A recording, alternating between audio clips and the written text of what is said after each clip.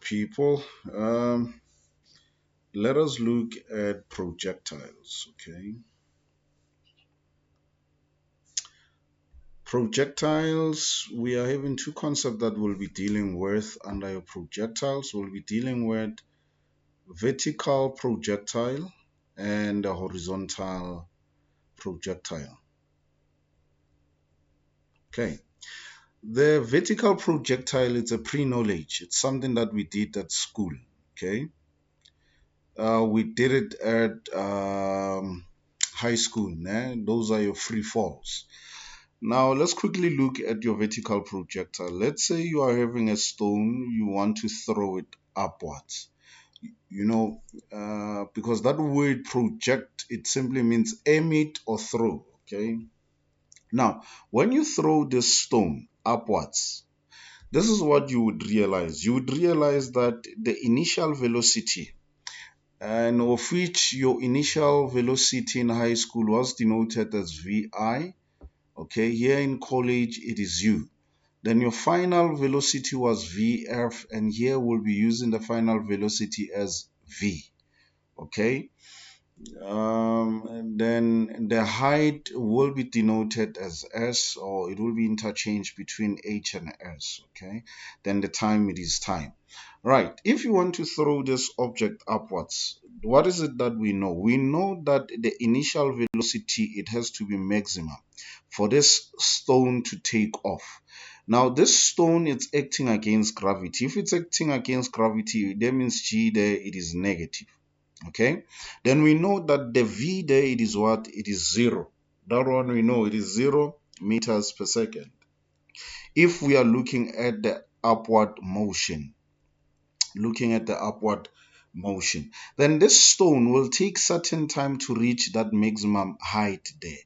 Now when coming to time, you then have to read the given information carefully. If the time taken, if the given time, it is for upward motion and downward motion, or is it for upward motion? If it is for up and down, that means you are given the t total. Then you need to divide it by 2 and look at when the time, how much does it, how long did it take to go up. Okay, now it will take certain time to reach that height. Then that height there, height, or like I said, it will be denoted as height or displacement. Now this is your vertical projectiles.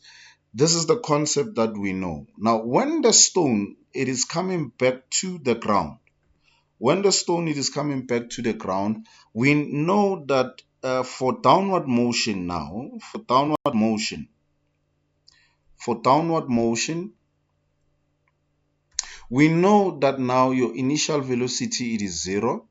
Okay, your initial velocity, it is 0.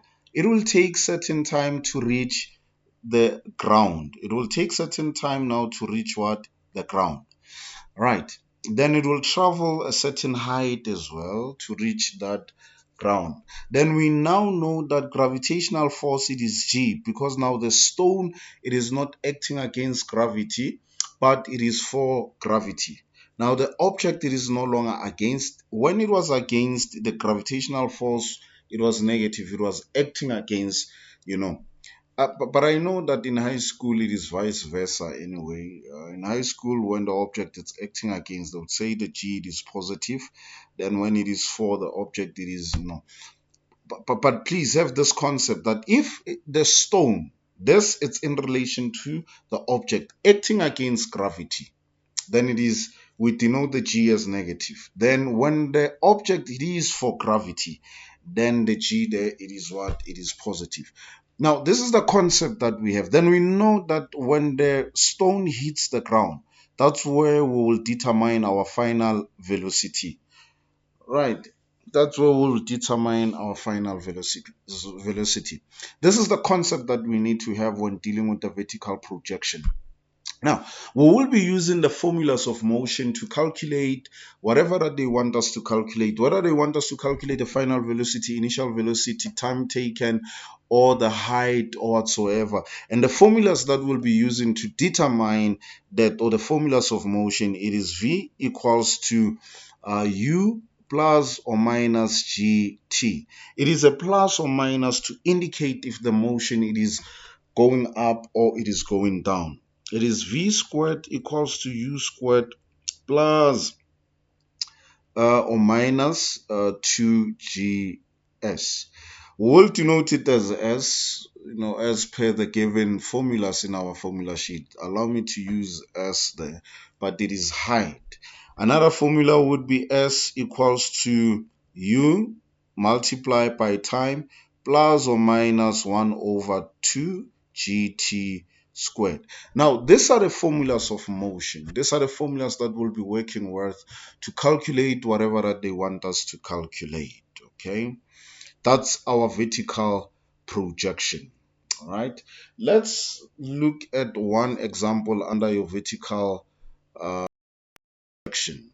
Okay, we are told, let's look at one example under our, I will be reading a statement for you.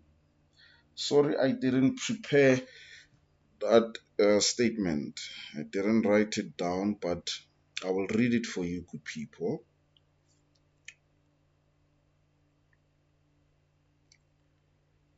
Right. We are given an object.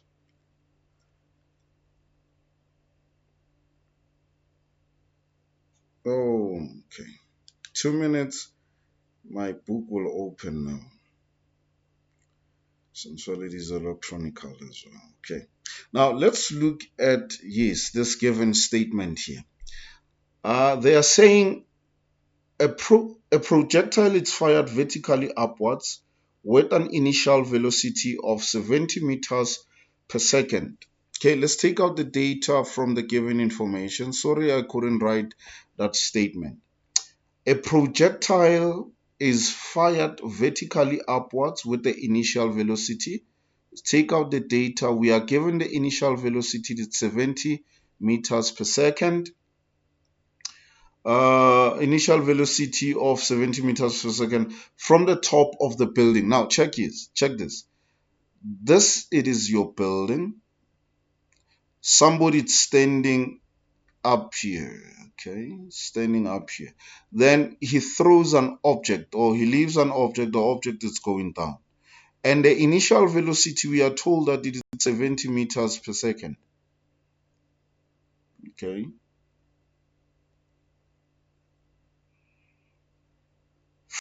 Top of the building. Oh. Now it makes sense.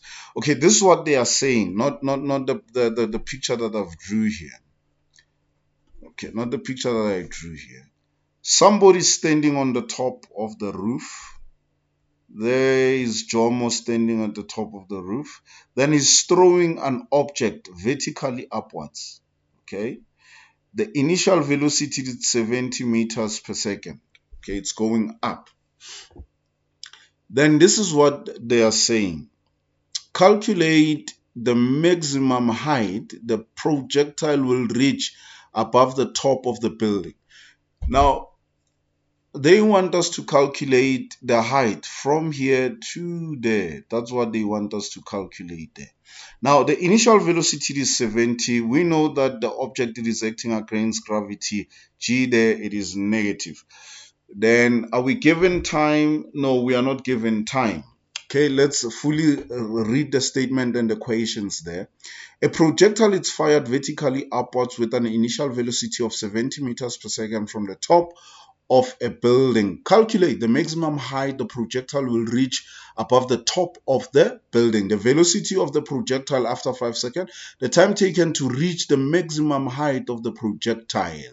Now, that's what they want us to write. Now, in calculating the height there, we will say v squared equals to u squared. We are acting against gravity. It will be minus 2 multiplied by g multiplied by s. What is it that we are looking for? We are looking for s. Now, our v there, it is 0 equals to our u, it is 70 squared minus 2 times 9,8 multiply by s. That's what we are looking for. Then when we transpose this to the left hand side, then we will have s equals to 70 squared divided by 2 times 9,8. Then we get our answer as what there?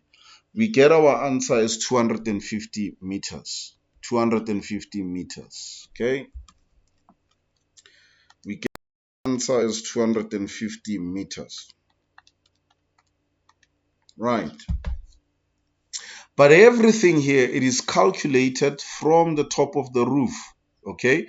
If we were to ask to calculate the time taken the object will reach the ground floor or the ground level there, then we were supposed to then calculate all the way to, but now everything is occurring from here going up.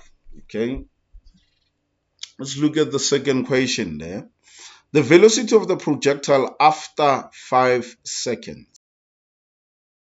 Just to calculate the velocity after 5 seconds. Now it's easy to calculate the velocity. It is v equals to u, right?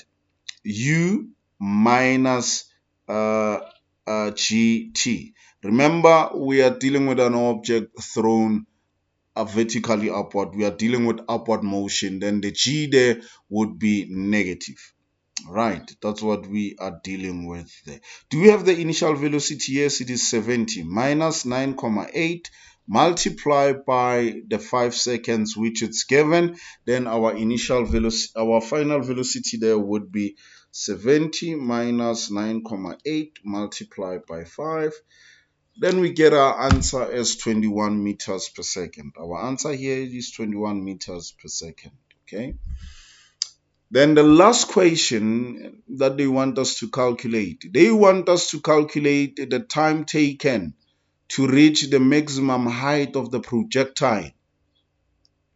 Now, in calculating the time taken to reach the maximum height there on top, then we know that u there it is 70. Then this formula would be appropriate. V equals to u, okay, minus gt. We are looking for that.